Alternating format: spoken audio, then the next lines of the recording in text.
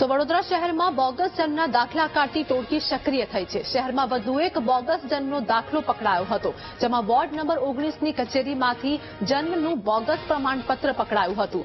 માત્ર 3000 રૂપિયામાં કાઢી અપાય છે બોગસ જન્મનું પ્રમાણપત્ર। જયપુરના પરિવારે વડોદરામાં જમનાબાઈ હોસ્પિટલના નામે પ્રમાણપત્ર કઢાવ્યું।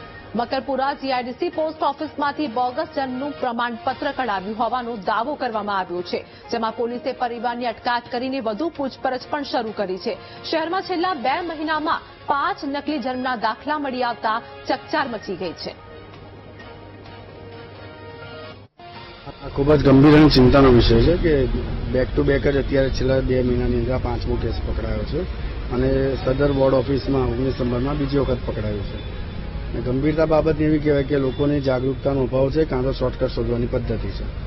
અત્યારે આ કેસ જે છે આ ભૂમિકાબેન મુકેશભાઈ ખત્રી કરીને એ દીકરી છે, એનો કંઈક નામમાં સુધારો કરવાનો હોય એ એમના માતા છે કીર્તિબેન ખત્રી, એ અહીંયા આવેલા હતા અને એમના પિતા મુકેશભાઈ આવેલા હતા। અને જ્યારે રજૂઆત કરી તો ઓપરેટર સ્નેહલબેન જે છે અમારે 3 લેયર જે ચેકિંગ સિસ્ટમ રાખ્યું છે એ 3 લેયર સિસ્ટમમાં જે ટ્રેપ થઈ ગયા અને ભાગવાની ઉતાવળ કરતા હતા અને એટલા માટે સ્નેહલબેને તાત્કાલિક અમારો સંપર્ક કર્યો, વોર્ડના સ્ટાફને જાણ કરી, વોર્ડનો સ્ટાફ સતર્ક હતો અને એના हिसाबे પછી पुलिस फरियाद दाखिल करवा માટે અમે આવી ગયા।